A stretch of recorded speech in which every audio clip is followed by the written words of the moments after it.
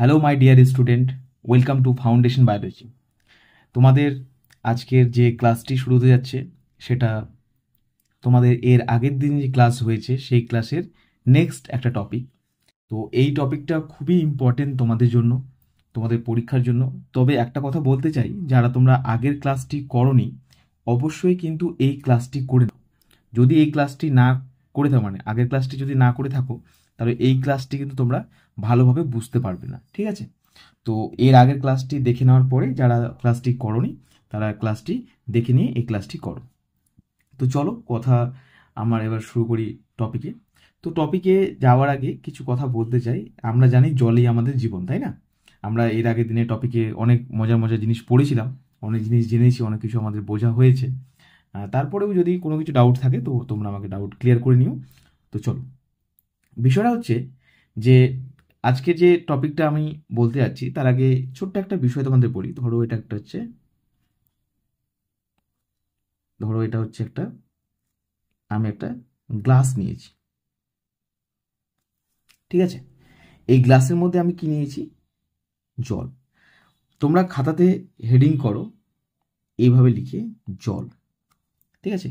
আচ্ছা, জল যে নিয়েছি, জলের সংকেত তোমরা ছোট থেকে পড়ে আসছো, সকলে জানো H2O, তাই না? জলের সংকেত তোমরা সকলে জানো কি? H2O।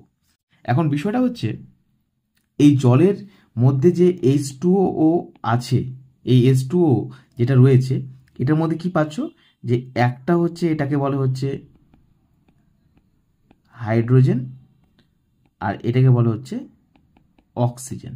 একদম বেসিক থেকে আমরা ক্লাসটাকে নিয়ে যাব, ভালো করে একদম কনসেপ্টগুলো ক্লিয়ার করো। তার মানে এখানে দুটো হাইড্রোজেন আর একটা অক্সিজেন দিয়ে কি তৈরি হয়েছে? জল, যে জলটা আমরা পান করি, তাই তো? তাহলে এই যে জল যে তৈরি হয়েছে, জলের যে স্ট্রাকচারটা দেখো, তাহলে জল যে তৈরি হয়েছে, তাহলে আমরা কি পেলাম?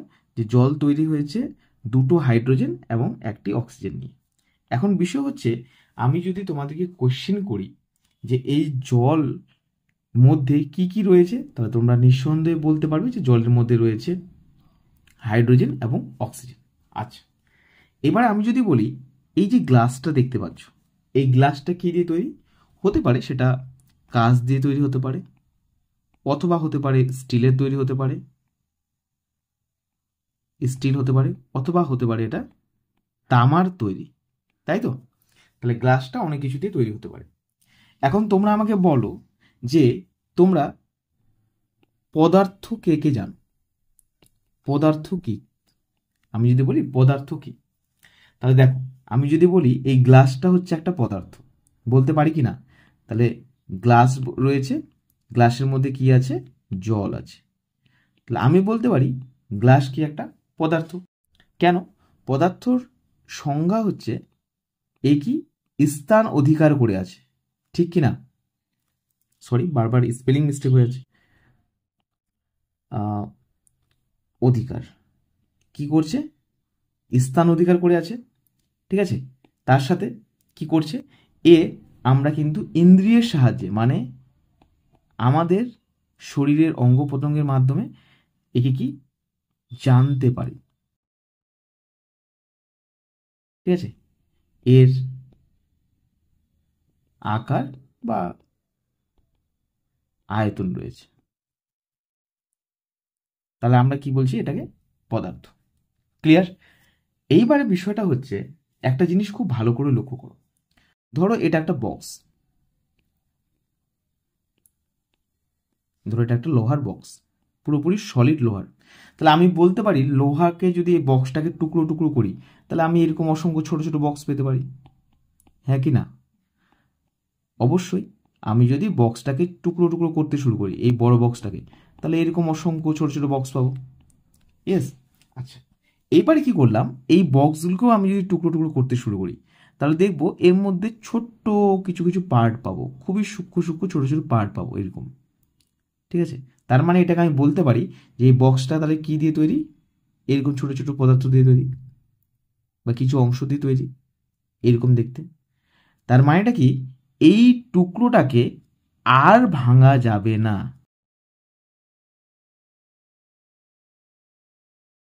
যাবে না। তার মানে কি? কোনো একটা পদার্থের সব থেকে ক্ষুদ্রতম অংশ, এটা কি সব থেকে ক্ষুদ্রতম, আমি লিখতে পারি এখান থেকে, তোমরাও খাতা লিখে রাখো, সব থেকে ক্ষুদ্রতম অংশ যেটা আর কোনোভাবেই ভাঙা যাবে না, ঠিক আছে, আর ভাঙা সম্ভব না। তাহলে এই পদার্থের এটাকে তাহলে আমি বলতে পারবো না, এক একটাকে তাহলে একক বলতে পারবো। মানে এই ছোট ছোট জিনিসগুলো দিয়েই তাহলে কি তৈরি হয়েছে, একটা বড় বক্স তৈরি হয়েছে, গ্লাস তৈরি হয়েছে, বাড়ির আশেপাশে তোমার সামনে যা কিছু রয়েছে তাহলে সমস্ত কিছু কি তৈরি হয়েছে, এই জিনিসটা দিয়ে তৈরি হয়েছে, তাহলে এই ছোট টুকরোটা দিয়ে, তাই না? তাহলে এটাই হচ্ছে আমাদের কি, এটাই একটা নাম, এর নাম হচ্ছে মৌল। ভালো করে শুনবে, এর নাম হচ্ছে মৌল। একদম বেসিক থেকে ক্লাসটা রেখেছি, মনোযোগ দিয়ে শুধু শুনে যাও, দেখবে পরে সমস্ত কিছুকে রিলেট করতে পারবে যে কেন বলেছি, কি কারণ, ঠিক আছে? তাহলে কি বললাম, ছোট ছোট টুকরো, এই টুকরোটা তোমার কি হচ্ছে, তোমার এই টুকরোটা সব থেকে ছোট পার্ট, এটা হচ্ছে মৌল। আচ্ছা, এবার আমি যদি বলি যে পদার্থ কি জলকে বলতে পারবো, তো জল কি একটা নির্দিষ্ট স্থানকে অধিকার করে আছে, তো তা ইন্দ্রিয় দিয়ে স্পর্শ করলে আমরা বুঝতে পারি, জল পান করতে পারি। এর নিজস্ব আকার রয়েছে কি, না আকার নেই, তবে কি হচ্ছে বলো তো, একটা আয়তন রয়েছে। তুমি যে পাত্রেই জলকে রাখবে, ধরো তুমি একটা পাত্র নিয়েছো, পাত্রটা দেখতে এরকম, তাহলে জল কি করলো, এই আকারটা ধারণ করলো। ধরো তুমি একটা পাত্র নিয়েছো, পাত্রটা দেখতে এরকম, তাহলে জল কি এর আকার ধারণ করলো। মানে তুমি যে পাত্রে নিবে সেই পাত্রে ধারণ করছে। এবার তোমাকে যদি বলি জল কি দিয়ে তৈরি, তুমি কিছুক্ষণ আগে পড়েছো জল হাইড্রোজেন আর অক্সিজেন দিয়ে তৈরি। তুমি আবার বলতে পারো যে না স্যার, আপনি যদি জল হাইড্রোজেন অক্সিজেন বলছেন, তার মানে ঠিক এই বক্সটার মতো গল্পটা হলো না? তার মানে এই হাইড্রোজেন যদি একটা গোল অংশ হয়, ধরো এটা একটা হাইড্রোজেন, এটা একটা হাইড্রোজেন, ঠিক আছে? আচ্ছা, এর পাশে ধরো আমি একটা দেখাম জল, এটা, তার মানে জল কি দুটো মৌল দিয়ে তৈরি। কি একটা মৌল, একটা মৌলের নাম হচ্ছে হাইড্রোজেন, আর আরেকটা মৌলের নাম হচ্ছে কি অক্সিজেন। বোঝা কি গেল? তাহলে এই দুটো মৌল কেমন, এই দুটো মৌল হচ্ছে গ্যাসীয়, মানে গ্যাস, তাই না? আচ্ছা, হাইড্রোজেন অক্সিজেন সলিডও হতে পারে, গ্যাসিয়াস হতে পারে, যে কোনো ফর্ম হতে পারে। জল কি, জল হচ্ছে লিকুইড। তাহলে আমরা বলতে পারবো এখানে হাইড্রোজেন আর অক্সিজেন কিন্তু তরল, আবার গ্যাসীয়, আবার কঠিন। কি, ধরো তুমি বরফের টুকরো নিলে, বরফ কি দিয়ে তৈরি, জল দিয়ে তৈরি, তখন আবার হয়ে যাবে কঠিন। তাহলে এটা এমন একটা পদার্থ, এত একটা ছোট্ট পদার্থ, যেটা কি দিয়ে তৈরি, ক্ষুদ্র ক্ষুদ্র অংশ দিয়ে তৈরি, যেটাকে আমরা বলছি মৌল। মৌল কি, হাইড্রোজেন অক্সিজেন, এরকম আমরা অসংখ্য মৌলের কথা বলতে পারি। আমি তোমার লিখে দেখাচ্ছি, দেখো। তাহলে আমরা বলতে পারি কি, লিখো খাতায়, হাইড্রোজেন। তাহলে মৌলের ব্যাপারটা তোমাদের আশা করি সকলে ক্লিয়ার হলো। মৌলের সংজ্ঞাটা এখান থেকে তোমরা লিখে নেবে। উদাহরণ হিসেবে হাইড্রোজেন, অক্সিজেন, চাইলে বাংলা লিখতে পারো তোমরা, ঠিক আছে? তারপর হচ্ছে নাইট্রোজেন, ঠিক আছে, সালফার, ফসফরাস, এইসব কিন্তু লিখতে পারো। আচ্ছা, বাংলায় যারা লিখছো তারা ফসফরাস এভাবে বানান করবে, সালফারকে বানান করবে সালফার। আশা করি তোমাদের কাছে মৌলের ব্যাপারটা পুরো ক্লিয়ার হয়ে গেল। তাহলে এইগুলো হচ্ছে মৌল, ঠিক আছে? তারপর লোহার সব থেকে ক্ষুদ্র হচ্ছে বলা হয় ফেরাস, ঠিক আছে? তো এটা হচ্ছে লোহা তৈরি করে, লোহার সব থেকে ক্ষুদ্রতম এই অংশটা, এটাকে বলা হচ্ছে মৌল। আশা করি মৌলের কনসেপ্টটা ক্লিয়ার হয়ে গেল। তাহলে মৌল কি, সব থেকে ক্ষুদ্রতম অংশ, আর ভাঙা সম্ভব না, এটাকে বলা হচ্ছে মৌল। আচ্ছা, এইবারে দেখো ভালো করে, তাহলে আমরা যদি বলতে পারি জল কয় প্রকার মৌল দিয়ে তৈরি, তোমাদেরকে যদি প্রশ্ন করা হয় জল কত প্রকার মৌল দিয়ে তৈরি, দুই প্রকার, দুই প্রকার মৌল দিয়ে তৈরি। কি কি আমরা পেলাম, একটা পেলাম হচ্ছে, এই হচ্ছে হাইড্রোজেন, আর একটা কি পেয়েছিলাম, এই পেয়েছিলাম হচ্ছে অক্সিজেন। তাহলে হাইড্রোজেন কয়টা পেয়েছিলাম, এখানে পেয়েছিলাম দুটো হাইড্রোজেন। অক্সিজেন কটা পেয়েছিলাম, একটা অক্সিজেন। আশা করি তোমাদের এই পর্যন্ত কনসেপ্টটা একদম ভালোভাবে ক্লিয়ার হয়ে গেছে, তাই তো? আচ্ছা, এইবারে তো স্যার আপনি এখানে মৌল পড়ালেন, তাহলে এখানে তো দুটো মৌল যুক্ত হলো, দিয়ে কি তৈরি হচ্ছে, জল তৈরি হচ্ছে। আচ্ছা, এখানে একটা শব্দ আমি লিখছি যৌগ, যৌগ মানে কি, দুই বা তার বেশি, দুই বা তার বেশি মৌল কি হচ্ছে, ঠিক আছে, যুক্ত হচ্ছে, যুক্ত হচ্ছে দিয়ে কি তৈরি করছে, দিয়ে তৈরি করে,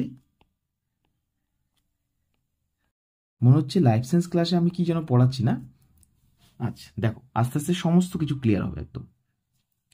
ওই জন্যই বলি প্রিমিয়াম ব্যাচ এটাই, যে তুমি একদম বেসিক থেকে শিখতে পারবে সব কিছু। এটা একটা হাইড্রোজেন, ওকে ঠিক আছে, এটা একটা অক্সিজেন। আমরা কি দেখলাম, কটা হাইড্রোজেন নিয়েছি, দুটো হাইড্রোজেন নিয়েছি। তো দেখো এখান থেকে সংকেত তৈরি করলাম কি, আমরা তৈরি করেছিলাম H2O, জল, তাই তো। তাহলে আমি তোমাদের কি বলছি, যৌগ হচ্ছে সেটাই দুই বা তার বেশি মৌল। দেখো এটা একটা মৌল, এটা একটা মৌল, দুটো মৌল অক্সিজেনের সাথে যুক্ত হচ্ছে। টোটাল মৌল কয়টা, তিনটে, দুটো হচ্ছে একই প্রকার আর একটা হচ্ছে আলাদা, দিয়ে টোটাল কি তৈরি করলো, জল। আশা করি কনসেপ্টটা তোমাদের ক্লিয়ার হলো মৌল যৌগ বিষয়টা। আচ্ছা এইবারে বলছি দেখো, আমরা আসছি অণু, ঠিক আছে। আর এক, তো অণুটা কি, অণুটা দেখো আমরা যেটা মৌল বললাম না, এই মৌলকে কিন্তু বলা হয় কি পরমাণু, যেটা কোনো পদার্থের সব থেকে ক্ষুদ্রতম অংশ। তাহলে কি হচ্ছে দেখো, অণু কাকে বলে, যখন একই প্রকৃতির, একই প্রকৃতির মৌল, ঠিক আছে, বা বলতে পারি পরমাণু যুক্ত হয়ে তৈরি করে মৌল। আচ্ছা একটা বিষয় বলি, আমি কিন্তু এটা তোমাদের বেসিক আন্ডারস্ট্যান্ডিং রাখছি, বইয়ের ভাষা কিন্তু লিখছি না, জাস্ট তোমরা বুঝে যাও বিষয়টা, হ্যাঁ। বাকি তোমাদের ফিজিক্যাল সায়েন্স যখন পড়বে তোমরা, তোমরা কিন্তু ওখানে কিন্তু আরও ডিটেলসে পড়বে এবং প্রতিটা পয়েন্ট কিন্তু আলাদা আলাদাভাবে ডিসক্রাইব করা হবে, ঠিক আছে। তো সেক্ষেত্রে সেটা আলাদা পোর্শন, আমি তোমাদেরকে একটা বায়োলজির একটা কনসেপ্ট বোঝানোর জন্য জাস্ট একটা একটা বেসিক আইডিয়া দিচ্ছি, সেই আইডিয়াটাকে তোমরা নাও। তাহলে অণু কি হলো, অণু হচ্ছে দেখো ভালো করে, আমরা কার কথা বলছি, হাইড্রোজেন। ধরো এখানে আমি একটা হাইড্রোজেন নিলাম, এখানে একটা হাইড্রোজেন, তাহলে কয়টা হাইড্রোজেন হলো, হাইড্রোজেন কয়টা পেলাম, দুটো, তাহলে আমি এটা লিখতে পারি H2, ঠিক আছে। এবারে দাও, তুমি ধরে নিলে অক্সিজেন, এটা একটা অক্সিজেন, তাহলে কয়টা অক্সিজেন হলো, দুটো অক্সিজেন, ঠিক আছে। আচ্ছা এরপরে তোমার ইচ্ছা হলো যে স্যার এক কাজ করুন নাইট্রোজেন নিন, ওকে একটা নাইট্রোজেন, একটা নাইট্রোজেন, কটা নাইট্রোজেন হলো, দুটো, N2। Concept clear. তাহলে এই হচ্ছে পুরো বিষয়। তাহলে আমরা কি কি শিখলাম এতক্ষণ ধরে, আমরা শিখলাম মোট তিনটি জিনিস। তিনটি জিনিস কি, মানে প্রথম আমরা পদার্থ কি সে ব্যাপারটা বুঝলাম, পদার্থ পরে আমরা দেখলাম মৌল কি, মৌলের কনসেপ্টটা আমাদের পুরোপুরিভাবে ক্লিয়ার হলো। মৌলের পরে আমরা শিখলাম যৌগ কি, এবং তারপরে আমরা শিখলাম অণু কাকে বলে বা অণু কি। আশা করি তোমাদের এই পুরো বিষয়টা ক্লিয়ার হয়েছে। তোমরা কি করবে, এইভাবে পরপর খাতায় কিন্তু ছবি এঁকে আমি যেভাবে লিখছি তোমরা লিখে যাও, ঠিক আছে।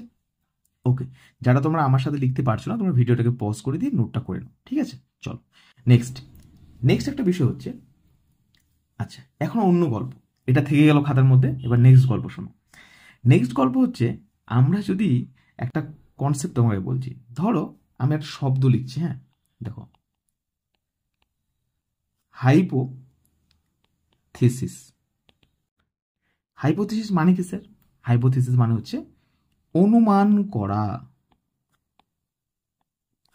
অনুমান করা। এই শব্দটা কেন পড়াচ্ছেন, আপনি ইংলিশ পড়াচ্ছেন এখন, না না ইংলিশ পড়াচ্ছি না, তবে কি পড়াচ্ছি দেখো, ধরো এটা একটা টব, ঠিক আছে, এই টবের মধ্যে কি আছে, সুন্দর একটা গাছ আছে, ঠিক আছে। এবারে দেখো এই গাছের মধ্যে অসংখ্য পাতা আছে,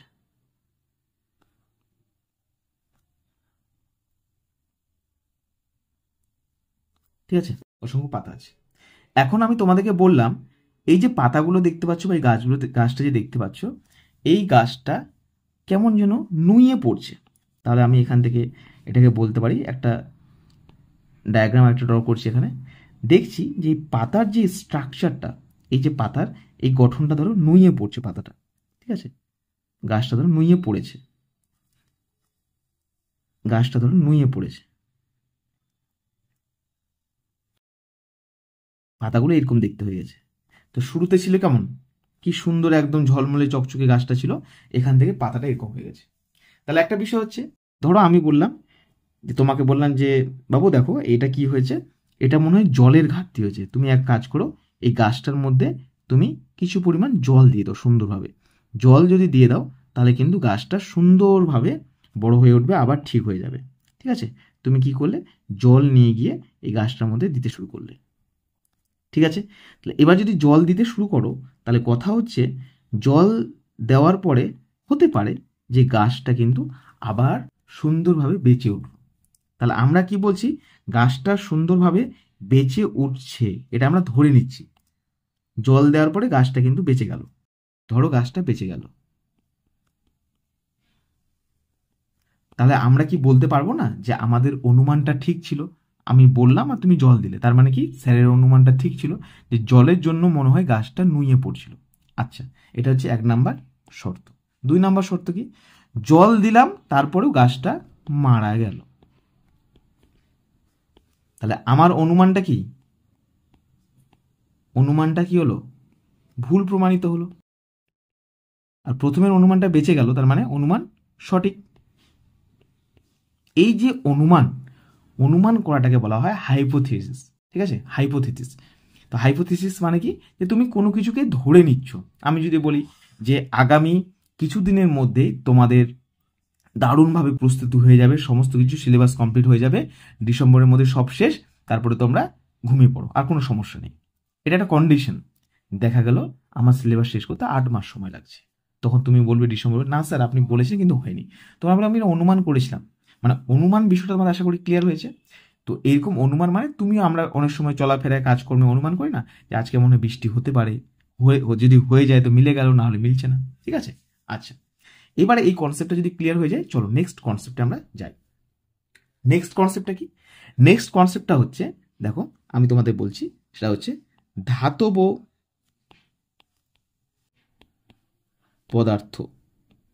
এখন কোশ্চেন হচ্ছে এই ধাতব পদার্থটা কি।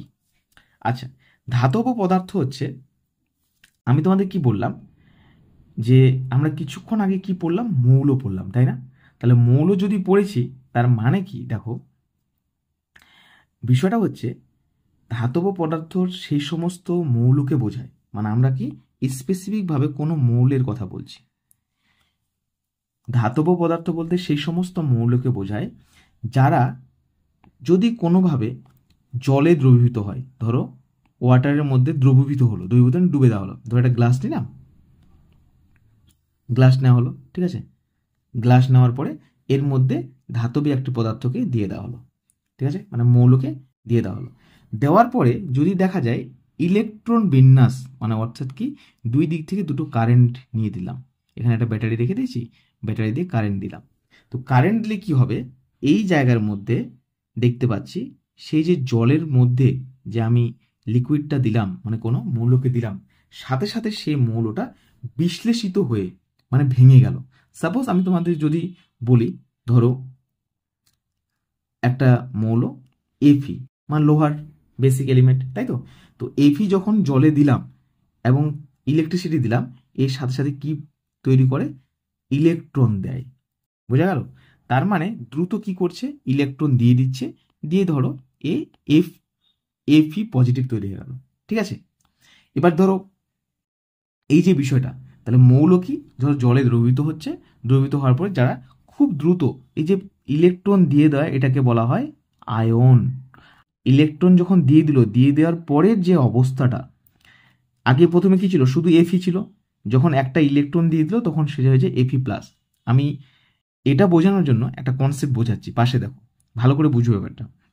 ধরো এক্সাম্পল নিচ্ছি যে তোমার কার্বন, ঠিক আছে, তো কার্বন যে মৌলটা, এই মৌলটা তো আর ভাঙা যাবে না, আমি কিছুক্ষণ আগে তোমাদেরকে পড়ালাম, কিন্তু কার্বন মৌলের মধ্যে কি আছে সেটাই কিন্তু দেখা যায়। ঠিক আছে, তো একটা জিনিস মনে রাখবে, এটা হচ্ছে কার্বন যে মৌল, এর ভিতরের গঠন, এই গঠনটা এরকম দেখতে হয়। তো এইগুলোকে বলা হয় কক্ষপথ, ঠিক আছে। তো এটা হচ্ছে 1 নাম্বার কক্ষপথ, ঠিক আছে। এটা হচ্ছে 2 নাম্বার কক্ষপথ, এটা বুঝতে পারছো? আচ্ছা, 2 নাম্বার কক্ষপথে যারা ঘুরে, মানে কক্ষপথে যারা ঘুরতে শুরু করে, যারা ঘোরে, তাদেরকে বলা হয় ইলেকট্রন। কি বললাম? তাদেরকে বলা হয় ইলেকট্রন, ঠিক আছে।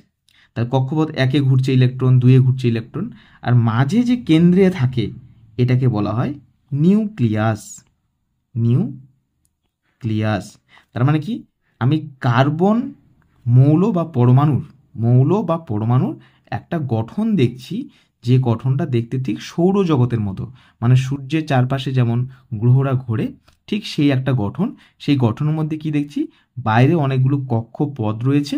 সেই কক্ষপথের প্রথম যে কক্ষপথের নিউক্লিয়াসের বাইরে, সেটা প্রথম কক্ষপথ। তারপরে যেটা কক্ষপথ সেটা হচ্ছে 2 নম্বর কক্ষপথ। এই কক্ষপথের মধ্যে অসংখ্য পরিমাণে কি ঘুরছে তোমার ইলেকট্রনগুলো ঘুরছে, ঠিক আছে, কোনো সমস্যা নেই। বিষয়টা হচ্ছে এই নিউক্লিয়াসের মধ্যে থাকে হচ্ছে প্রোটন নামে একটা বস্তু, প্রোটন প্লাস নিউট্রন, ঠিক আছে, প্রোটন আর নিউট্রন। তাহলে কোনো মৌল বা পরমাণুর কেন্দ্রে কি থাকে? প্রোটন আর নিউট্রন, আর বাইরের দিকে কি ঘোরে? ইলেকট্রন। তো এই ইলেকট্রনগুলো দিয়ে দিতে পারে, কাউকে দিয়ে দিতে পারে, বা কোনো একটা অন্য একটা মৌল, ধরো এখানে আছে অক্সিজেন, ধরো অক্সিজেনকে কার্বন দিয়ে দিল ইলেকট্রন, আবার ধরো অক্সিজেনের কাছ থেকে কার্বন ইলেকট্রন নিতে পারে, তো নেওয়া দেওয়ার কাজটা করতে পারে। তো আমি এখানে কি বোঝাচ্ছিলাম, যে ফেরাস হচ্ছে একটা মৌল, এটা লোহার একটা মৌল এফি। এই মৌলটা যখন আমরা জলের মধ্যে দ্রবীভূত করছি, এটা হচ্ছে H2O, দিয়ে একটা ব্যাটারির সাথে যুক্ত করে দিচ্ছি, এটা হচ্ছে ব্যাটারি, ঠিক আছে। ব্যাটারির একটা হচ্ছে পজিটিভ সাইড, এটা নেগেটিভ সাইড। তো এই সাইডে যখন তারটা নিয়ে গিয়ে জলে ডোবাচ্ছি, আর এই সাইড থেকে তার নিয়ে ডোবাচ্ছি, তখন কি হচ্ছে? এই এফিটা ইলেকট্রন রিলিজ করে দিচ্ছে, ইলেকট্রন বের করে দিচ্ছে। তো বের করে দিলে কি হয়? প্লাস। আর যে নিবে, যখন ইলেকট্রন নিয়ে নেবে, সে হবে মাইনাস। তাহলে কি হচ্ছে? এফি ইলেকট্রন ধরো অন্য কাউকে দিয়ে দিচ্ছে, তো এখানে কাকে দিচ্ছে? জলকে দিচ্ছে। পরে এটা ডিটেলসে পড়বে, তোমাদের ফিজিক্যাল সায়েন্সের স্যার তোমাদের পড়াবেন, বা তোমরা যেখানে পড়বে সেটা তোমরা জানতে পারবে। তো এই জায়গায় বিষয়টা আমি বলতে চাইছি, যে এফি ইলেকট্রন দিয়ে দিল, তো দিয়ে দেওয়ার পরে কি হয়ে যায়? প্লাস, যদি দিয়ে দেয়। আর যদি গ্রহণ করে তাহলে হয়ে যায় মাইনাস। তাহলে শুধুমাত্র এফি থেকে কিসে পরিণত হলো? এফি প্লাস। তাহলে সংজ্ঞাটা কি? সংজ্ঞাটা হচ্ছে ধাতব পদার্থ বলতে সেটাকে বোঝায়, সে সমস্ত মৌলকে বোঝায়। লিখে দিচ্ছি এখানে, ধাতব পদার্থ বলতে, তোমরা শুরুটা লিখো, ধাতব পদার্থ বলতে সেই সমস্ত মৌলকে বোঝায় যারা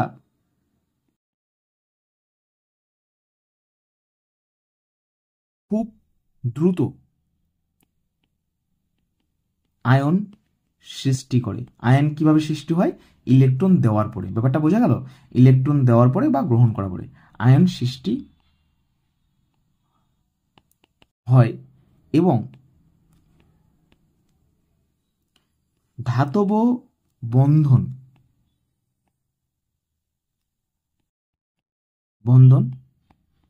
গঠন করে। ধাতব বন্ধন মানে কি? ধরো এ ইলেকট্রন অন্য কাউকে দিল, দিয়ে এ ধরো কারোর সাথে যুক্ত হয়ে গেল, ঠিক আছে। যেমন একটা উদাহরণ দিচ্ছি, NaCl, এটাকে যদি আমরা জলের মধ্যে বিশ্লেষণ করি, তো তৈরি হয় Na পজিটিভ, Cl নেগেটিভ। তো এটা অন্য কারোর সাথে বাইন্ড হতে পারে, Clও কারোর সাথে যুক্ত হতে পারে। এই যুক্ত হওয়ার ঘটনাটাকে বলা হচ্ছে ধাতব বন্ধন। ব্যাপারটা বোঝা গেল? এই ঘটনাটাকে বলা হচ্ছে ধাতব বন্ধন। তাহলে কি করছে? ধাতব বন্ধন গঠন করে, এবং কি করছে? এটাকে যদি তুমি আঘাত করো, আঘাত করলে ঝনঝন শব্দ করে, মানে শব্দ করে, এক কথায় জাস্ট বোঝানোর জন্য, সেসব উপাদানকে কি বলা হয়? ধাতু বলে, ঠিক আছে। তো ঝনঝন শব্দ করে সে সমস্ত উপাদানকে বলা হয় ধাতু। যেমন তুমি জানো ঝনঝন টন টনকে শব্দ করবে, যেমন হচ্ছে লোহা, তারপর হচ্ছে তামা, ঠিক আছে, ইত্যাদি। আশা করি তোমাদের এই পুরো কনসেপ্টটা ক্লিয়ার হলো। তাহলে আমরা কি পড়লাম এখন? ধাতব পদার্থ। আচ্ছা, এবার আমরা আসছি একটা কনসেপ্টে। লিখো সবাই, হেডিং দাও, সেটা হচ্ছে অ্যাসিড কি।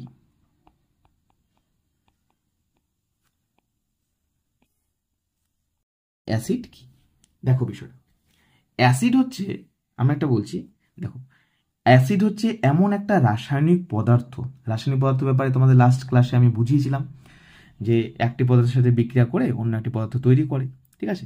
তো রাসায়নিক পদার্থ অ্যাসিড হচ্ছে এমন একটি রাসায়নিক পদার্থ যেটা জলে দ্রবীভূত হয়, মানে ডুবে যাওয়ার পরে আর্দ্র বিশ্লেষিত হয়, আর্দ্র বিশ্লেষণ ভেঙে যায়, কি তৈরি করে তোমার হচ্ছে হাইড্রোজেন ছেড়ে দেয়। ব্যাপারটা বোঝো ভালো করে, একদম সিম্পল ভাবে আমরা এটাকে বুঝবো, ঠিক আছে।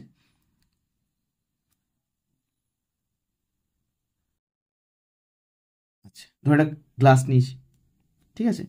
গ্লাসের মধ্যে এই জল নিলাম, গ্লাসের মধ্যে আমি কি করেছি, জল নিয়েছি, ওকে।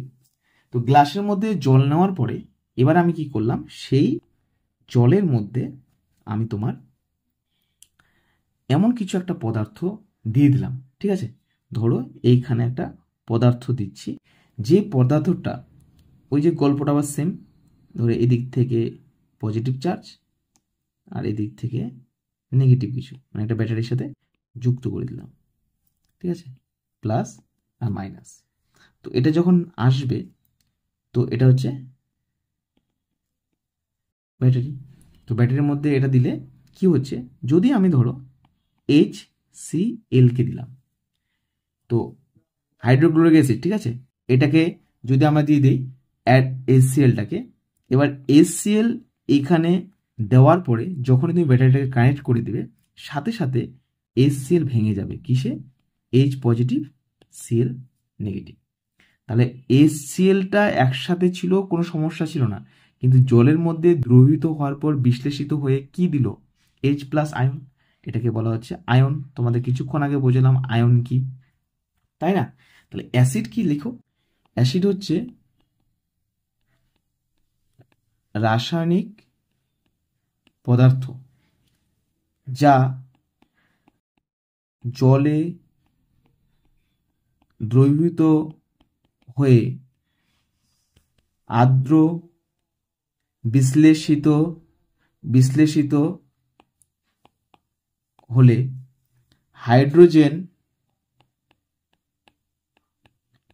হাইড্রোজেন পরমাণু ছেড়ে দেয়, তাকে অ্যাসিড বলে। তাহলে কি করলো, HCl ভেঙে গিয়ে কি তৈরি করলো, H পজিটিভ, তাহলে এই আয়নটা দিল, এটাকে বলা হচ্ছে অ্যাসিড। আশা করি এই পর্যন্ত তোমাদের পুরো কনসেপ্টগুলো ক্লিয়ার হলো। তাহলে শুরু থেকে যদি বলি, আমি তোমাদের লিখে দিচ্ছি আমি কি কি পড়ালাম তোমাদেরকে। একটা পড়ালাম জলের ব্যাপারে একটা ধারণা দিলাম, দেওয়ার পরে বললাম পদার্থ কি, তাই তো। তারপরে কি পড়ালাম, হাইপোথিসিস বা অনুমান। আচ্ছা, ওটা পড়ানোর পর কি পড়ালাম, ধাতব পদার্থ। এখানেই তোমাদের একটা ধারণা দিলাম, কার্বনের একটা পরমাণু গঠন দেখালাম। তার সাথে লাস্ট আমি তোমাদের পড়ালাম যে পার্টটা, সেটা হচ্ছে অ্যাসিড কি। তাহলে দেখো আমরা এই বিষয়গুলো এতক্ষণে পড়লাম। তবে কার্বনের বিষয়ে আমি একটা কথা বলে দিতে চাই তোমাদেরকে, আমাদের পরিবেশে চারিপাশে যত ধরনের মৌল আছে সেই সমস্ত মৌলগুলোকে একটা টেবিলের মধ্যে রাখা হয়েছে। টেবিল বলতে একটা সারণীর মধ্যে পর্যায় করে তাদেরকে সিরিয়াল রাখা হয়েছে, ঠিক আছে। সিরিয়াল একটা সুন্দর করে পর্যায়ের মধ্যে ঘরের মধ্যে তাদেরকে রাখা হয়েছে পরপর। যেমন শুরুতে প্রথম যে মৌলটা আসে তার নাম হচ্ছে হাইড্রোজেন, তারপরে আসে হিলিয়াম, লিথিয়াম, বেরিলিয়াম, ঠিক আছে, বেরিলিয়াম, বোরন, কার্বন। তো দেখো এটা আসে 1 2 3 4 5 6, তাহলে কি এরকম পরপর চলে যাবে, ঠিক আছে। তারপর হচ্ছে নাইট্রোজেন 7, অক্সিজেন 8, এইভাবে কিন্তু পরপর চলতে থাকে। তাহলে তোমাদের ক্লাস 12-এর ক্লাস 10-এ যখন ফিজিক্যাল সায়েন্স বইটা পড়বে তখন পাবে পর্যায় সারণী বলে একটা কনসেপ্ট।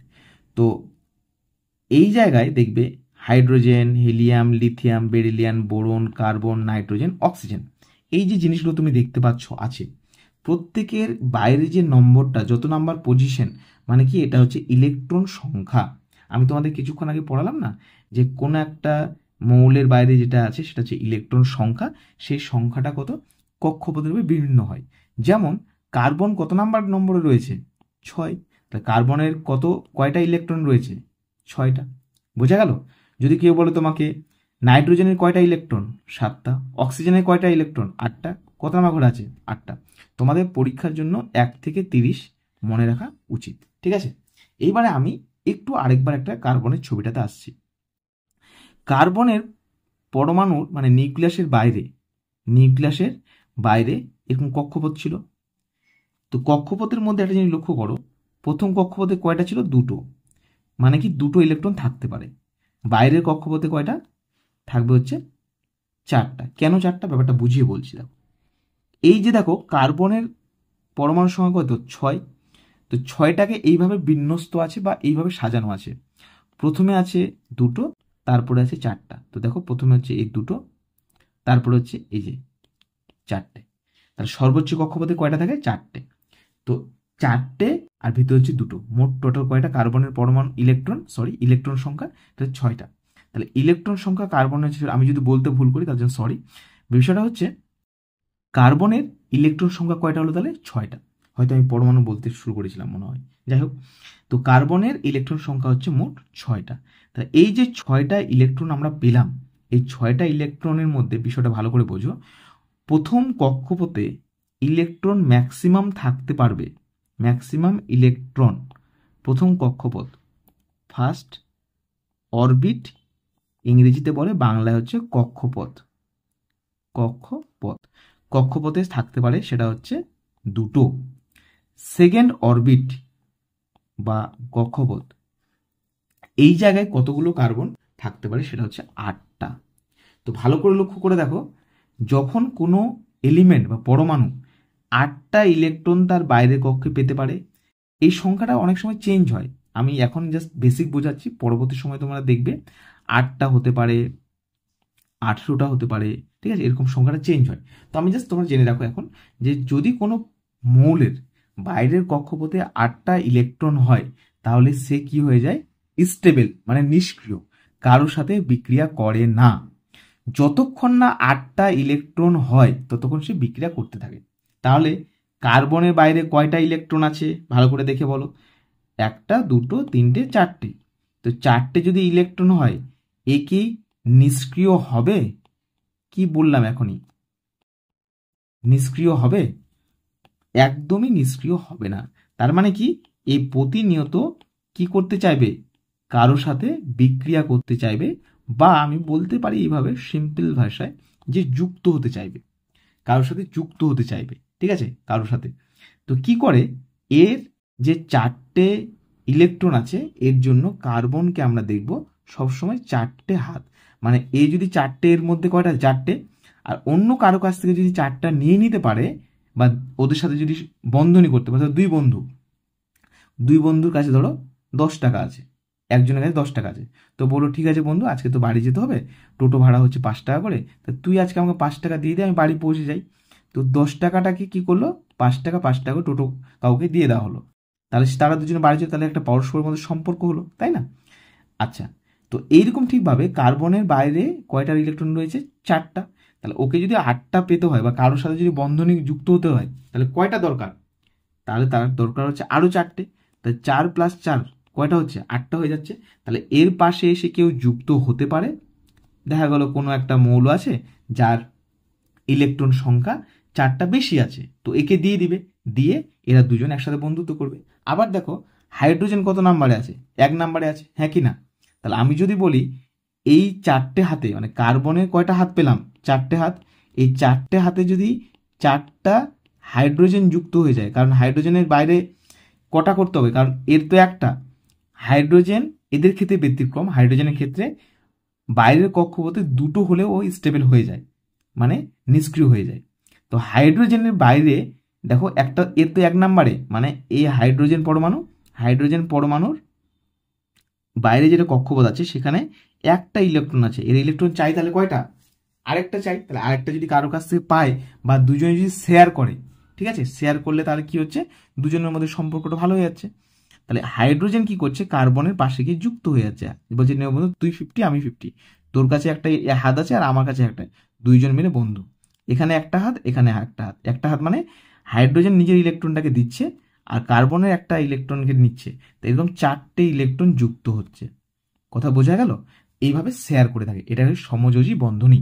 তোমরা এইগুলোর ব্যাপারে ডিটেলসে পরে পড়বে। এইটুকু বেসিক কনসেপ্টটা ক্লিয়ার হলো যে কার্বনের সংখ্যাটা তোমরা বুঝতে পারলে কেন পড়ালাম, এই গঠনটার জন্য। কার্বনের একটা সংকেত পাবো আমরা CH4, এটার নাম হচ্ছে মিথেন। তোমাদের যাতে বুঝতে না অসুবিধা হয় তার জন্য এটা বোঝালাম যে মিথেন মানে কি। মিথেন মানে হচ্ছে এমন একটা গ্যাস যার গঠনটা হচ্ছে CH4। CH4 কি করে হলো বোঝা গেল, যে কার্বনের 4টে হাত, একটা হাতের মধ্যে করে একটা করে হাইড্রোজেন চলে এসেছে, এসে যুক্ত হওয়ার কারণে এদের মিথেন গ্যাস ফর্ম করেছে। আশা করি কনসেপ্টটা একদম ক্লিয়ার হয়ে গেছে। ঠিক আছে, চলো তাহলে এবার আমরা নেক্সট পেজে যাই। আচ্ছা, এবারে আমাদের আজকের টপিকটা আমরা শুরু করছি। ঠিক আছে, একটা জিনিস গল্পটা শোনো ভালো করে। গল্পটা হচ্ছে আজ থেকে প্রায় অনেক বছর আগে। ঠিক আছে, অনেক বছর আগে, আজ থেকে প্রায় অনেক বছর আগে পৃথিবী কেমন ছিল। পৃথিবী হচ্ছে তোমার কিছু অস্তিত্ব ছিল না, অনেক বছর আগের কথা বলছি। ঠিক আছে, সেই অনেক বছরটা কত বছর আগে সেটা আমি ধরে নিচ্ছি অ্যাপ্রক্স 500 বছর। ঠিক আছে, অনেক বছর আগে। তো বিষয়টা হচ্ছে, তো এই পৃথিবী সৃষ্টি প্রায় 500 কোটি বছর আগে ধরো। ঠিক আছে, 500 কোটি বছর আগে পৃথিবী সৃষ্টির যে ঘটনা, সেটা কিন্তু আজকের মতো পৃথিবী এত সুন্দর ছিল না। তো এই পৃথিবীর সৃষ্টির যে পুরো বিষয়টা, এই বিষয়টাকে যদি একটু ভালো করে আমরা লক্ষ্য করি, তো এর সাপেক্ষে অনেক বিজ্ঞানী অনেক মতবাদ দিয়েছেন। কিছু বিজ্ঞানী বলছেন যে পৃথিবী এখান থেকে সৃষ্টি হয়েছে, এখান থেকে পৃথিবী এসেছে।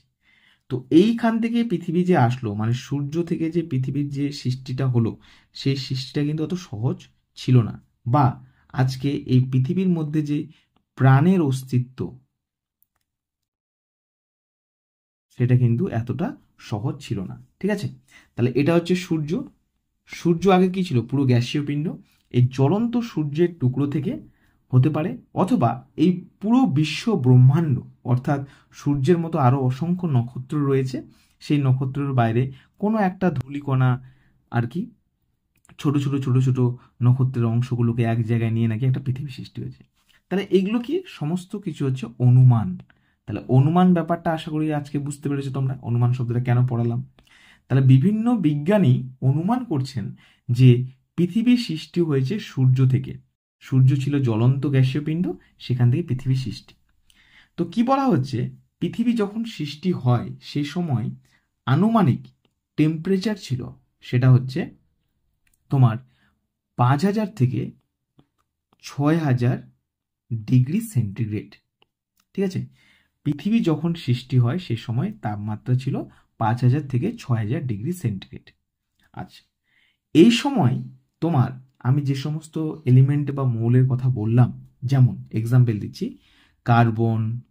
আচ্ছা, আমি লিখে দিচ্ছি, তাহলে সব থেকে বেস্ট হবে লিখে দেওয়া, তাই তো। যেমন হচ্ছে কার্বন, তারপরে হচ্ছে হাইড্রোজেন, তারপরে হচ্ছে অক্সিজেন, তারপরে হচ্ছে ইংরেজিতে হয়ে যাচ্ছে নাইট্রোজেন। ঠিক আছে, এই সমস্ত মৌলগুলো কি হচ্ছে, এই অত্যাধিক তাপমাত্রায় থাকার কারণে এরা কিন্তু মুক্ত অবস্থায় ছিল না। ভালো করে শুনবে, আমি বলছি পৃথিবী থেকে যখন সৃষ্টিটা হলো, পৃথিবীর সৃষ্টিটা সূর্য থেকে যখন হচ্ছিল, সে সময় তো প্রচণ্ড গ্যাসীয় পিণ্ড। তো সেই সময় টেম্পারেচার ছিল 5000 থেকে 6000 ডিগ্রি সেন্টিগ্রেড। তাহলে এই যে পৃথিবীটা সৃষ্টি হলো সেই সময় প্রচণ্ড উত্তাপ, তাহলে বাইরের দিকে তাপমাত্রা ছড়িয়ে যাবে। তুমি যদি একটা বড় কোনো একটা আগুনের টুকরো, মানে সেটা হতে পারে লোহার টুকরো, যেটা আগুনের মধ্যে তাপ হচ্ছিল, সেটা বাইরে নিয়ে আসলে সেটা আগুন বাইরের দিকে ছাড়বে কিনা। যেমন প্রচণ্ড যদি আমাদের গরম লেগে যায়, শরীর থেকে তাপ বেরোয় কিনা, ঠিক সেরকম তাপ সিরিজ করবে। তো পৃথিবীর তাপমাত্রা সে সময় ছিল 5000 থেকে 6000 ডিগ্রি সেন্টিগ্রেড। এইবারে আস্তে আস্তে আস্তে আস্তে আস্তে কি হচ্ছে, এই কার্বন, হাইড্রোজেন, অক্সিজেন, নাইট্রোজেন এই সমস্ত গ্যাসেরা কিন্তু মুক্ত অবস্থায় ছিল না, মুক্ত ছিল না। ঠিক আছে, তাহলে কোশ্চেন হচ্ছে, সরি, মুক্ত ছিল না। স্যার তাহলে এরা কিভাবে ছিল? এরা ছিল বিভিন্ন ধাতব পদার্থের সাথে যুক্ত হয়ে। তাহলে বিভিন্ন ধাতব পদার্থ মানে তোমাদের আমি কিছুক্ষণ আগে বললাম যে ধাতব পদার্থের ব্যাপারটা তোমরা এখন বুঝতে পারছো। ধাতব পদার্থ কাকে বলে? যারা কেমন হয়? ধাতব পদার্থ তারাই যারা খুব দ্রুত আয়ন সৃষ্টি করে আর আঘাত করলে ঝনঝন শব্দ হয়। তোমরা খাতার উপরে লেখাটা দেখো, এখনই আমি তোমাদের কিছুক্ষণ আগে লিখালাম। তার মানে এরা মুক্ত অবস্থায় ছিল না, কিন্তু কার মতো ছিল? ধরো এটা হচ্ছে ক্যালসিয়াম, ক্যালসিয়ামের হচ্ছে C2, কার্বন হচ্ছে এটা, কার্বনের সাথে ক্যালসিয়াম যুক্ত হয়ে এরা দুজন মিলে তৈরি করেছেন কার্বাইড। কি তৈরি করেছিল? কার্বাইড হয়ে এরা ছিল। আচ্ছা, আরো পরবর্তী সময় দেখলাম যে কার্বাইড ছাড়া পেয়েছিলাম নাইট্রাইট। নাইট্রাইট কেমন ছিল? একটা নাইট্রোজেন আর তিন দিকে ধরো অক্সিজেন, সোডিয়াম, সোডিয়াম আর নাইট্রোজেন মিলে তৈরি করে নাইট্রাইট। তারপর হচ্ছে বিভিন্ন অক্সাইড এই ফর্মে ছিল। অক্সাইড কেমন হয়? যেমন অ্যালুমিনিয়াম, অ্যালুমিনিয়ামের সঙ্গে অক্সিজেন যুক্ত হয়ে ধরো তৈরি করলো Al2O3। এগুলো কি? অ্যালুমিনিয়ামটা হচ্ছে ধাতব পদার্থ, এই যে অক্সিজেনের কথা বললাম এ তো মুক্ত না, অক্সিজেন যুক্ত হয়ে এটা ছিল।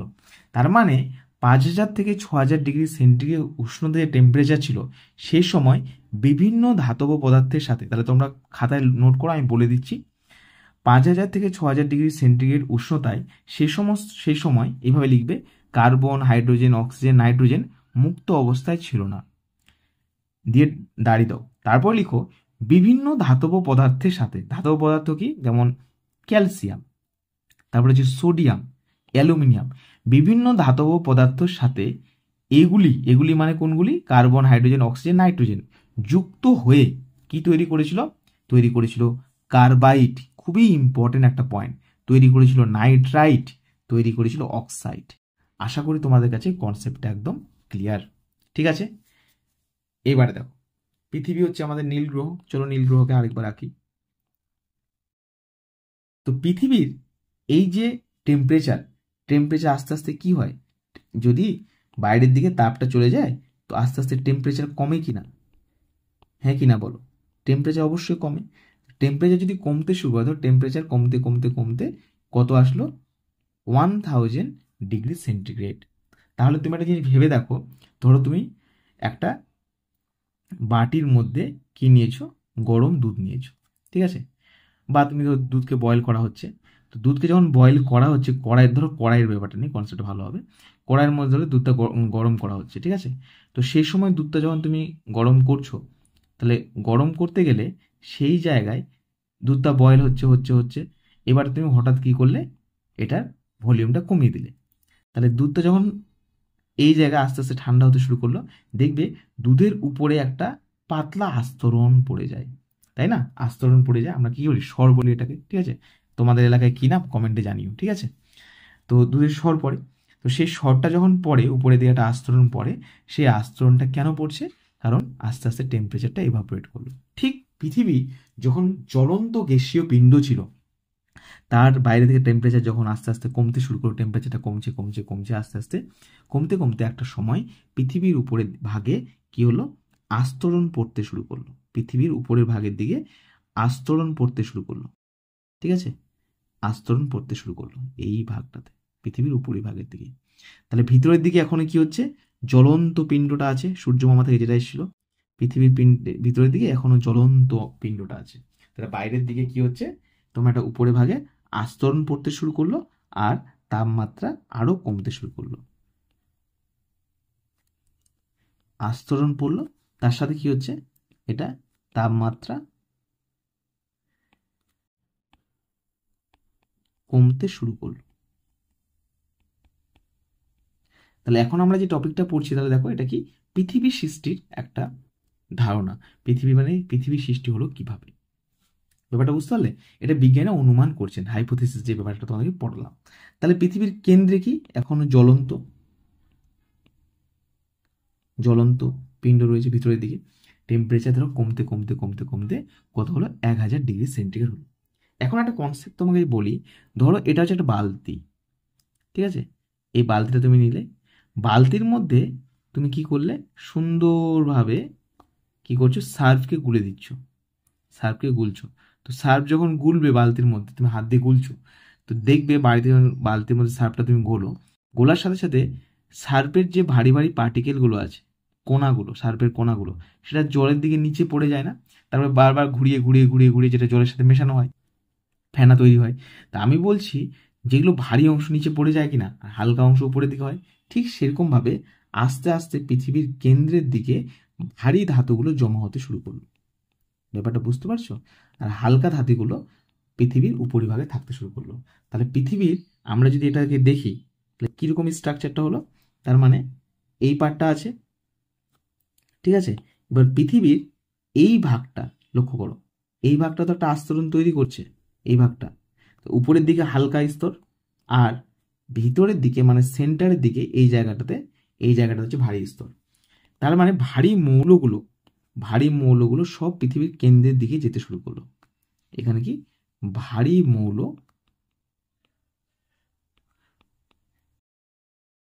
কেন্দ্রের দিকে জমা হলো। তাই আজও কি তুমি যখন এই যে লোহা উত্তোলন করছে, একদম মাটি খনন করে একদম পাইপ দিয়ে বোরিং করে নিচের দিকে পাওয়া যায়, ভারী মৌলগুলো সবসময় নিচের দিকে থাকে, আর হালকা মৌলগুলো পৃথিবীর উপরে ভাগে থাকে। আশা করি কনসেপ্টটা ক্লিয়ার হলো। এইবারে টেম্পারেচার, এবার গল্পটাতে ফিরে আসি। টেম্পারেচার 1000 ডিগ্রি সেন্টিগ্রেড হয়ে গেছে। টেম্পারেচার যখন 1000 ডিগ্রি সেন্টিগ্রেড হয়ে গেছে, সেই সময় তৈরি হয় কি, তৈরি হয় হাইড্রোকার্বন যৌগ। টেম্পারেচার যখন কমলো, হাইড্রোকার্বন যৌগ মানে কি, শব্দটা থেকে দেখো, একটা হচ্ছে হাইড্রোজেন আর একটা হচ্ছে কার্বন, এই দুটো মিলে অসংখ্য যৌগ তৈরি হতে শুরু হলো, ঠিক আছে। এই তাপমাত্রা যখন 1000 ডিগ্রি শুরু হলো, তাহলে কি হচ্ছে, হাইড্রোজেন আর কার্বন মিলে। তো ব্যাপারটা বোঝা গেল? খাতা লিখে রাখবে, হাইড্রোজেন প্লাস কার্বন, আমি লিখে দিচ্ছি, হাইড্রোজেন প্লাস কার্বন, এটা মিলে কি তৈরি হলো, হাইড্রোকার্বন। আচ্ছা, এরপরে তারপরে কিছু সময় পরে তৈরি হতে শুরু করলো কি, এই যে কার্বন, নাইট্রোজেন, হাইড্রোজেন, অক্সিজেন, এই সমস্ত বিভিন্ন যে যৌগ, ঠিক আছে, এরা কি করলো, বিভিন্ন যৌগ তৈরি করলো। কেমন যৌগ তৈরি করলো, ঠিক আছে,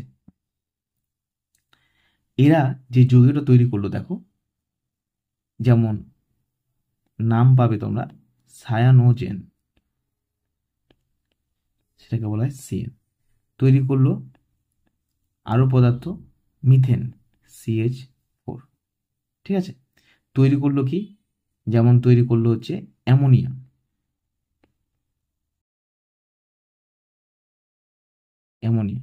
NH3, এই সমস্ত কিছু তৈরি করলো। তাহলে এই সমস্ত কিছু, এই যে যৌগগুলো তৈরি হলো আরো পরবর্তী সময় গিয়ে, এই যে যৌগগুলো তৈরি হচ্ছে, এই যৌগগুলো কেমন হলো, এরা হচ্ছে গ্যাসীয়। ভালো করে বুঝবে ব্যাপারটা। এই সময় কিন্তু জল ছিল, একটা পয়েন্ট খাতা লিখবে এর সাথে নোট বলে, কোনো মুক্ত অক্সিজেন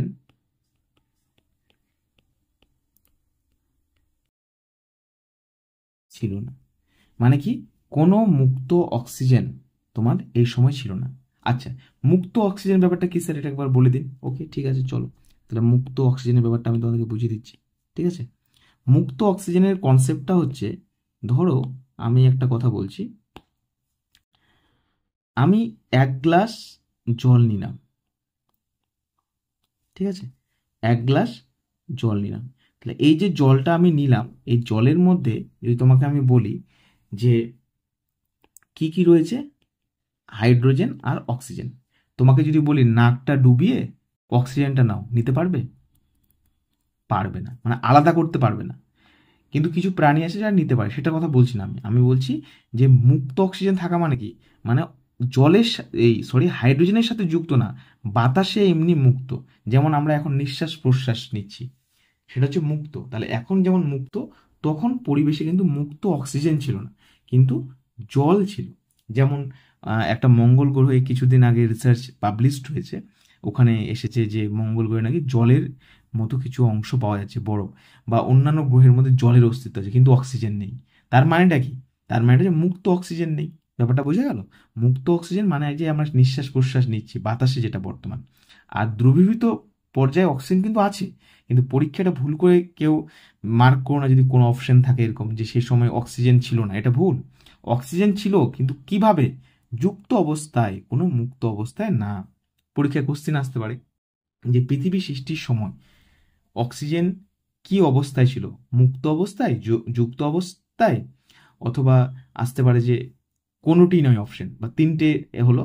অপশন এ হচ্ছে মুক্ত অবস্থায়, অপশন বি হচ্ছে যুক্ত অবস্থায়, সি হচ্ছে কোনোটি নয়, আর চতুর্থ অপশন দিল যে তোমার বলে দিল যে বিভিন্ন ধরনের যৌগ এবং মুক্ত দুটোই থাকে। তো সেক্ষেত্রে তোমাদের আনসারটা হয়ে যাচ্ছে, সে পৃথিবী যখন সৃষ্টি হয়েছে সেই সময় অক্সিজেন মুক্ত অবস্থায় ছিল না, ছিল কার হিসেবে? মানে যৌগ অবস্থায়, তাই তো? তাহলে এরকম ভাবে চলো কোশ্চেনটা লিখে দিই, পরীক্ষা আসতেও পারে। পৃথিবী সৃষ্টির সময় অক্সিজেন কেমন ছিল? এ ছিল মুক্ত, বি হচ্ছে যুক্ত, সি হচ্ছে মুক্ত এবং যুক্ত, ডি হচ্ছে কোনোটি নয়। তাহলে কি হিসাবে ছিল? যুক্ত হিসাবে, ঠিক আছে, কিন্তু মুক্ত ছিল না। পৃথিবী সৃষ্টির সময় ধরো টেম্পারেচার যখন 1000 ডিগ্রি সেন্টিগ্রেড ছিল, কিন্তু পরবর্তী সময় কিভাবে হচ্ছে আসছি পয়েন্টটা। তাহলে এই অবধি পয়েন্টটা তোমাদের ক্লিয়ার হলো? আচ্ছা, এবারে দেখো একটা পোর্শন এই জায়গাটা তোমাদের ক্লিয়ার হয়ে যায়। তাহলে এই সময় মুক্ত অবস্থায় ছিল না, এই জন্য পরিবেশটা কেমন ছিল? পরীক্ষায় এটাকে একটা কোশ্চেন দেয়, পরীক্ষাটা পরিবেশটা ছিল বিজারণ ধর্মী। পরিবেশটা ছিল বিজারণ ধর্মী। আশা করি কনসেপ্ট ক্লিয়ার। ওকে, নেক্সট পার্ট আমরা যাচ্ছি। এবার দেখো কি হলো, জলীয় যে বাষ্পের এরপরে ধীরে ধীরে কি কি ঘটনা ঘটছে তোকে, ঠিক তারপরে ধীরে ধীরে কি হচ্ছে তারপরের পেজে বা তারপরের পয়েন্ট লিখো এইভাবে। জলীয় বাষ্পের সাথে ওই যে হাইড্রোকার্বন যেগুলো তৈরি হলো, এই যেখানে লিখলাম না যে হাইড্রোকার্বন যৌগ তৈরি হলো, জলীয় বাষ্পের সাথে হাইড্রোকার্বনগুলো এবার যুক্ত হতে শুরু করলো। তাহলে হাইড্রোকার্বন প্লাস জলীয় বাষ্প, এই দুটো যুক্ত হয়ে তৈরি করলো কি? নতুন একটা পদার্থ যুক্ত হয়ে তৈরি করছে এরা, সেটা হচ্ছে অ্যালডিহাইড। অ্যালডিহাইড তৈরি করছে কি?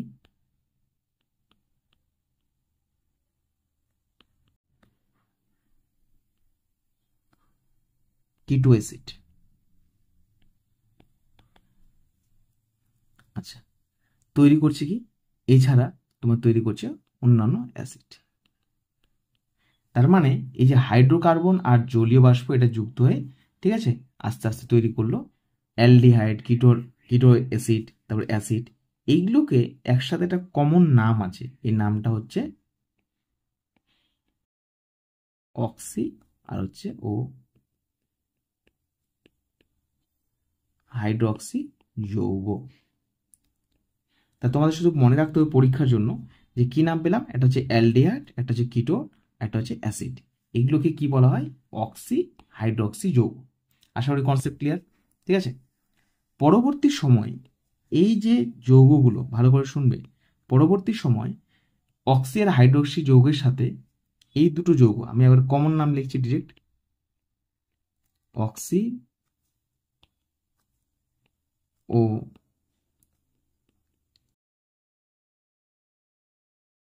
হাইড্রোক্সি যৌগ, এর সাথে কি যুক্ত হচ্ছে? এর সাথে যুক্ত হচ্ছে কার্বন, তারপর হচ্ছে সংক্ষেপে লিখছি হাইড্রোজেন, অক্সিজেন, ঠিক আছে, এগুলো যুক্ত হয়ে তৈরি করলো কি? শর্করা, ঠিক আছে। বা তুমি বলতে পারো এটা সংক্ষেপে নাম গ্লুকোজ। বোঝা গেছে? কি তৈরি হচ্ছে? গ্লুকোজ তৈরি হচ্ছে কি ফ্যাটি অ্যাসিড, এর সাথে তৈরি হচ্ছে গ্লিসারল, এর সাথে তৈরি হচ্ছে অ্যামিনো অ্যাসিড। তোমরা এই লেখাটার পাশে লিখে রাখো, আমরা এটা পড়ব জৈব রসায়ন অধ্যায়। এই পয়েন্টগুলো লিখে রাখো। এর সম্পর্কে আমি তোমাদের এখন কিছু জানাচ্ছি না ডিটেলসে, পরে এর ব্যাপারে আমরা জানবো। তোমরা শুধু এইটুকু মনে রাখো যে অক্সিড হাইড্রোজেন যদি তৈরি করলো, শর্করা মানে গ্লুকোজ তৈরি করছে, fatty acid, glycerol, amino acid. এদের স্ট্রাকচার ডিটেলসে পড়াবো একদম পরবর্তী ক্লাসে। ঠিক আছে? এটা তৈরি হলো। এই যেগুলো তৈরি হচ্ছে একটা জিনিস ভালো করে বুঝে যাও, যে এই যে আমরা কিছুক্ষণ আগে পড়লাম যে ধীরে ধীরে হাইড্রোকার্বন তৈরি করলো। হাইড্রোকার্বনের মধ্যে আমরা কি কি পেলাম দেখো, হাইড্রোকার্বনের মধ্যে পেয়েছিলাম মিথেন, ঠিক আছে, পেয়েছিলাম হচ্ছে তোমার অ্যামোনিয়া। এই যে এগুলো যে তৈরি হচ্ছে, ঠিক আছে। তো এখন তুমি বলতে পারো যে স্যার এটা হাইড্রোকার্বনের মধ্যে তো নাইট্রোজেন আছে, হাইড্রোজেন আছে। দেখো এই সমস্ত যৌগগুলো কিন্তু হাইড্রোকার্বনের মধ্যেও আসে আর কি, ঠিক আছে। যেমন সায়ানোজেন। তো এই জিনিসগুলো পড়ে রাখো শুধু, এখন পরবর্তী সময়ে তোমরা আরও ডিটেলসে পড়বে। তো এবার দেখো কি কি যৌগ আমাদের হাতে চলে আসলো, মানে পৃথিবীর টেম্পারেচার যত কমতে শুরু করলো এই সমস্ত যৌগ কিন্তু তৈরি হয়ে গেছে। যেমন হচ্ছে সায়ানোজেন পেলাম, মিথেন পেয়েছি, অ্যামোনিয়া।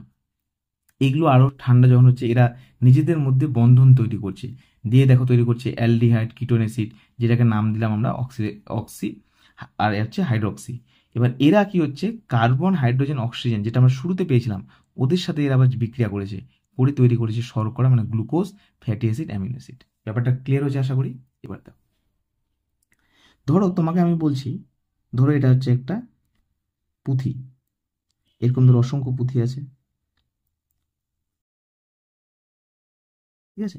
ধরো এরকম একটা অসংখ্য পুঁথি আছে, এই পুঁথি দিয়ে তুমি কি বানাচ্ছ? ধরো একটা মালা বানাচ্ছ,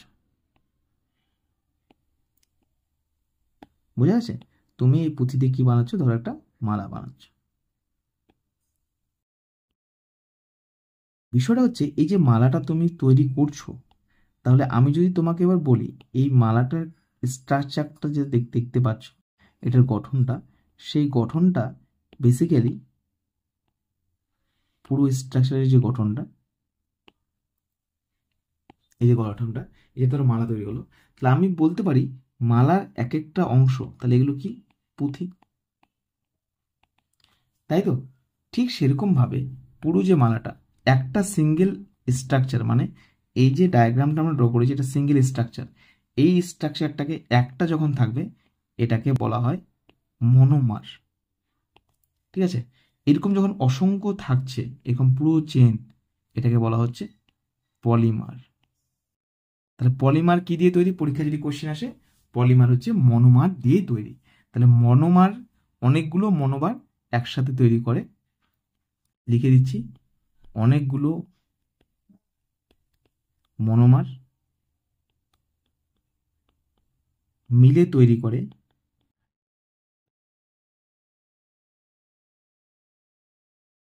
পলিমার। আশা করি কনসেপ্ট ক্লিয়ার হলো, ঠিক আছে।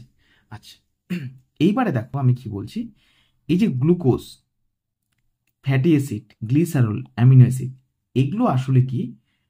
এবার দেখো ব্যাপারটা, যেমন আমরা যে খাবার খাই পাউরুটি, ভাত, ধরো ভাত, পাউরুটি, এসব, এগুলোর মধ্যে কি থাকে জানো? কার্বোহাইড্রেট। কার্বোহাইড্রেট যে মনোমার দিয়ে তৈরি, মানে অনেকগুলো গ্লুকোজ যুক্ত হয়ে কি তৈরি করে? কার্বোহাইড্রেট। তাহলে বলতে পারো কার্বোহাইড্রেট হচ্ছে মালা,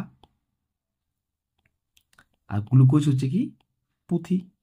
কনসেপ্টটা আশা করি ক্লিয়ার হয়েছে, যে অনেকগুলো গ্লুকোজ মানে অনেকগুলো পুঁথি দিয়ে কি তৈরি হয়? মালা। ঠিক অনেকগুলো গ্লুকোজ দিয়ে তৈরি হয় কার্বোহাইড্রেট। ঠিক সেরকমভাবে ফ্যাটি অ্যাসিড প্লাস গ্লিসারল, এই দুটো জিনিস দিয়ে তৈরি হয় কি? ফ্যাট। তাহলে এগুলো কি? এগুলো হচ্ছে মনোমার মানে পুঁথি, আর এটা হচ্ছে মালা। আমি লিখে রাখছি বোঝার জন্য, তোমরা খাতায় এইভাবে লিখবে,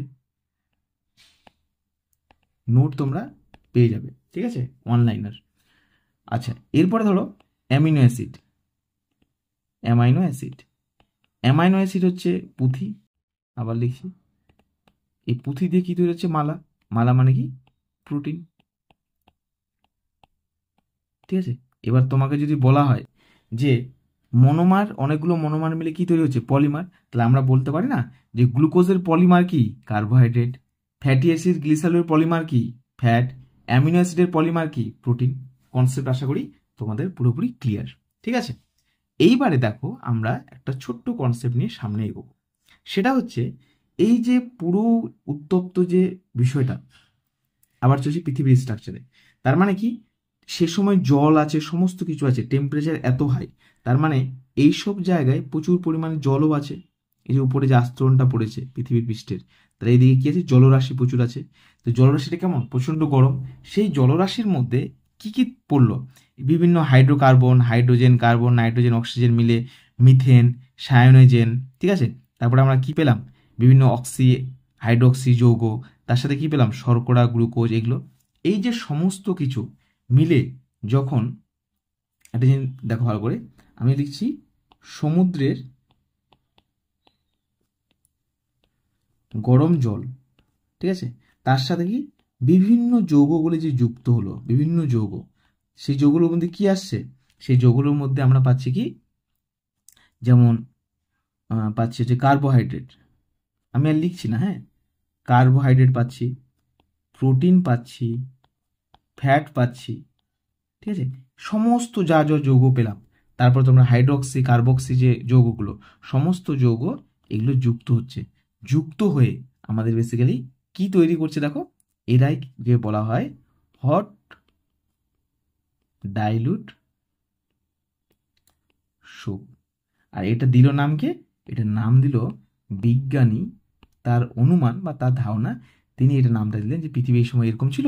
তাহলে এই পুরো যে ঘটনাটা, গরম জলের সাথে বিভিন্ন যৌগ যুক্ত হচ্ছে, এটাকে বিজ্ঞানী হ্যালডেন নাম দিল, ঠিক আছে, বিজ্ঞানী হ্যালডেন। বানানটা আমি ভুলে যাচ্ছি, আচ্ছা যাই হোক, পরে মিস্টেক হলে তোমার কারেকশন করে নিও বানানটা। হ্যালডেন নাম দিল hot dilute soup. Concept clear করে হলো আশা করি, ঠিক আছে, ক্লিয়ার। আচ্ছা, এই হট ডাইলুট স্যুপের মধ্যে তাহলে আমরা কি কি পেলাম? হট ডাইলুট স্যুপের মধ্যে আছে, যেমন পেলাম হচ্ছে, এখন লিখে দিচ্ছি, কার্বোহাইড্রেট পেলাম, হচ্ছে প্রোটিন, ফ্যাট বা লিপিড, এইসব কিছু পেলাম, ঠিক আছে। এই হট ডাইলুট স্যুপের থেকেই নাকি কোষের উৎপত্তি হয়। কোষের উৎপত্তি, কোষের উৎপত্তি মানে কি? আমরা বলতে পারি জীবের সৃষ্টি, তাই না?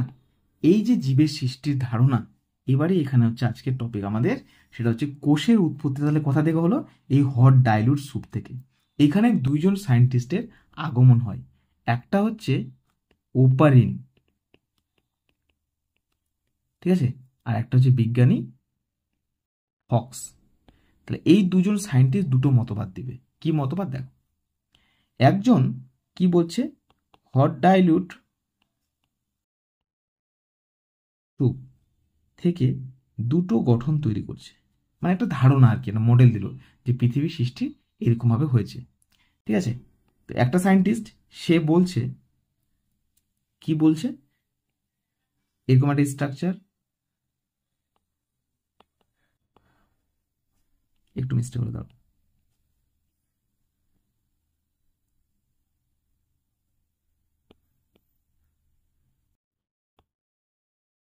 এরকম একটা স্ট্রাকচার, ঠিক আছে। এই জায়গায় সায়েন্টিস্ট বলল, একজন একজন বলছে যে পৃথিবীর যে গঠনটা,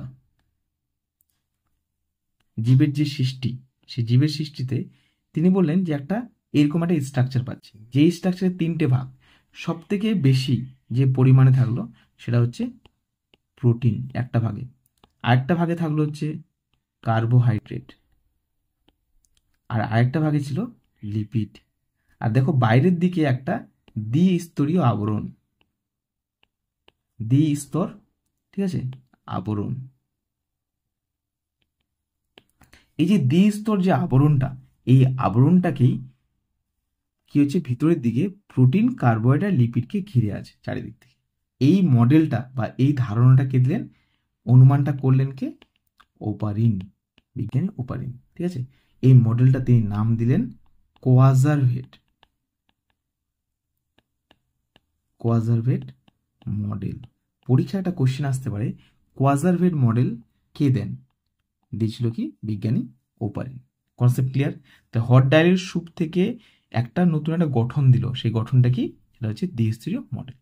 আরেকটা স্ট্রাকচার যেটা ড্র করা হলো সেটা হচ্ছে, দেখো সেটাতে বলছে যে পুরো এরকম একটা স্ট্রাকচার, কিচ্ছু নেই আর, বাইরে হচ্ছে এটা বলছে একটা অর্ধভেদ্য পর্দা। অর্ধভেদ্য পর্দা মানে কি, যে পর্দা দিয়ে সব কিছু যেতে পারে না সিলেক্টিভলি। ধরো এটা একটা জাল, ধরো ছোট ছোট এরকম বল আছে আর একটা অনেক বড় বল আছে, কোনগুলো যেতে পারবে, ছোটগুলো পাস করে যায়, বড়টা যেতে পারবে না, তো এটা হচ্ছে অর্ধভেদ্য পর্দা। তো বিজ্ঞানী দেখো এই জায়গায়, কোন বিজ্ঞানী, বিজ্ঞানী ফক্স, ঠিক আছে, তিনি বলছেন যে এটা হচ্ছে প্রোটিন ভিতরে, আর বাইরে আছে অর্ধভেদ্য পর্দা। এই মডেলটার নাম তিনি দিলেন মাইক্রোস্ফিয়ার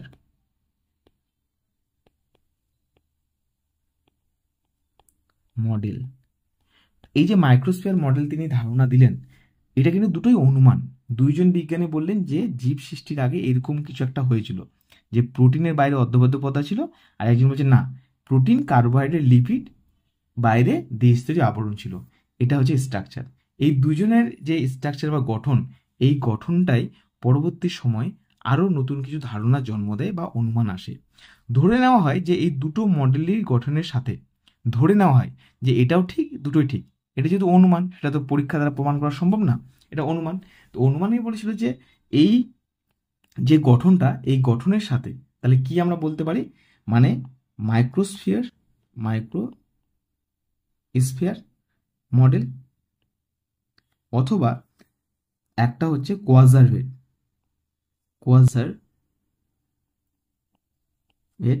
মডেল।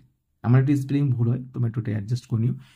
ধরে নেওয়া হয় যে মাইক্রোস্ফিয়ার মডেল আর কোয়াজারভেট মডেলের সাথে হতে পারে বা হয়, এটা অনুমান পুরোপুরি করেছিল, সেটা হচ্ছে নিউক্লিক অ্যাসিড। নিউক্লিক অ্যাসিডের মানে কি, আরএনএ অথবা ডিএনএ। মানে আরএনএ আর ডিএনএ এই দুটোকে একসাথে বলা হয় নিউক্লিক অ্যাসিড। বা নিউক্লিক অ্যাসিড কি যদি বলে, আরএনএ আর ডিএনএ কে নিউক্লিক অ্যাসিড বলা হয়। তো বলা হয় যে এই মাইক্রোস্ফিয়ার মডেলের সাথে কোয়াজারভেট মডেলের সাথে কি যুক্ত হয়ে যায়, আরএনএ যুক্ত হয়ে যায়। এই আরএনএ যুক্ত হয়ে তৈরি করে একটা নতুন কোষ, জীবের প্রাথমিক কোষ, সেটাকে বলা হয় আদি কোষ বা প্রোটোসেল বা প্রোটোবায়ন্ট বা ইওবায়ন্ট। কনসেপ্টটা আশা করি ক্লিয়ার হলো। তাহলে আমরা কি পেলাম, আদিকোষ, প্রোটোসেল, প্রোটোবায়ন বা ইওবায়ন্ট। পরীক্ষায় এটা আসে যে প্রোটোসেল কি দিয়ে তৈরি হয়েছিল বা প্রোটোবায়ন কি দিয়ে তৈরি হয়েছিল, ঠিক আছে, সেটা হচ্ছে কি মাইক্রোস্ফিয়ার মডেল বা কোয়াজারভেট মডেলের সাথে আরএনএ যুক্ত হয়। পরীক্ষা অনেক সময় ডিরেক্ট আরএনএ না বলে বলতে পারে নিউক্লিক অ্যাসিড যুক্ত হয়। তাহলে নিউক্লিক অ্যাসিড মানে কি, আরএনএ আর ডিএনএ কে দুটোকে বোঝায়, কিন্তু যুক্তটা হয়েছিল কি, আরএনএ। পরবর্তী সময়, যেমন ধরো আজকে টেলিফোনকে তোমরা দেখতে পাও সেরকম সচরাচর, আমরা ক্লাস করছি স্মার্টফোনে, তাই না? তাহলে এই টেলিফোন থেকে যে স্মার্টফোনটা এসেছে, আস্তে আস্তে সময়ের সাথে সব কিছু পরিবর্তন হয়েছে।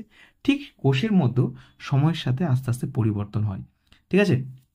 এই যে আরএনএ জায়গাটা নিয়ে নেয় পরবর্তী সময় ডিএনএ এসে কিন্তু মুখ্য ভূমিকা পালন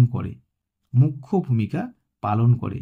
এই যে কোষটা তৈরি হলো, সেখানে প্রথমে আরএনএ ছিল, কিন্তু আরএনএর জায়গায় মুখ্য ভূমিকা প্রথমে পালন করে, চলে আসে তার জায়গায় ডিএনএ কি করে আসলো, সেটা হচ্ছে আরেকটা প্রসঙ্গ আলাদা, তোমাদের সিলেবাসে এইটুকু জানতে হবে যে ডিএনএ আসে এবং আরএনএ কে পাঠিয়ে দেওয়া হয় অন্য কাজে। এই কি কাজে চলে যায়, চলে যায় প্রোটিন তৈরির কাজে, শরীরের মধ্যে প্রোটিন তৈরিতে, ঠিক আছে।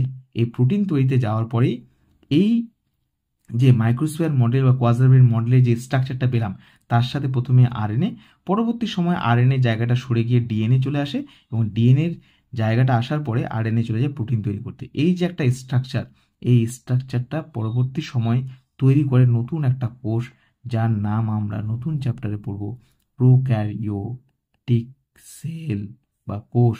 ঠিক আছে, আর এখান থেকেই জন্ম নেয় পরবর্তী সময় ধাপে ধাপে ধাপে ধাপে ইউক্যারিওটিক কোষ। তাহলে আশা করি তোমাদের কাছে এই কনসেপ্টটা ক্লিয়ার হলো। প্রোক্যারিওটিক কোষ কি, ইউক্যারিওটিক কোষের যে উৎপত্তি, এই দুটো কোষটা কোথা থেকে এসেছে, পুরো পৃথিবীর সৃষ্টি থেকে তোমাদের আজকে আমি নিয়ে আসলাম ইউক্যারিওটিক সেল। তো তোমাদের শুধু এই অবধি ছিল, আমি এখানে কানেক্ট করে দিলাম। এর পরবর্তী যে টপিকটা আমরা যাব সেখানে গিয়ে তোমরা জানতে পারবে প্রোক্যারিওটিক সেল কি, ইউক্যারিওটিক সেল ডিটেলসে পড়াবো। কোষের যে উৎপত্তি ধারণা প্রথম থেকে কি ক্লিয়ার হলো? এই হচ্ছে পুরো কমপ্লিট টপিক। যদি কোনো ডাউট থাকে আমরা লাইভ সেশন নিচ্ছি প্রতি দুটো অথবা 3টে ক্লাস পরে আমরা রাখছি হচ্ছে ডাউট ক্লাস। যদি কেউ আমাদের প্রিমিয়াম কোর্সে যুক্ত হতে চাও তাহলে 8910941347 নম্বরে হোয়াটসঅ্যাপ করো। ঠিক আছে, 47 লাস্ট হচ্ছে 47, এই নম্বরটাতে যুক্ত হয়ে যাও, মানে হোয়াটসঅ্যাপ করে যুক্ত হয়ে যাও এবং বাকি ইনফরমেশন জানার থাকলে আমার কাছ থেকে জেনে নাও। Thank you so much. আজকে এই পর্যন্ত। নেক্সট ক্লাসে আমরা একদম সেল টপিক দিয়ে শুরু করবো আমাদের ক্লাস। ঠিক আছে।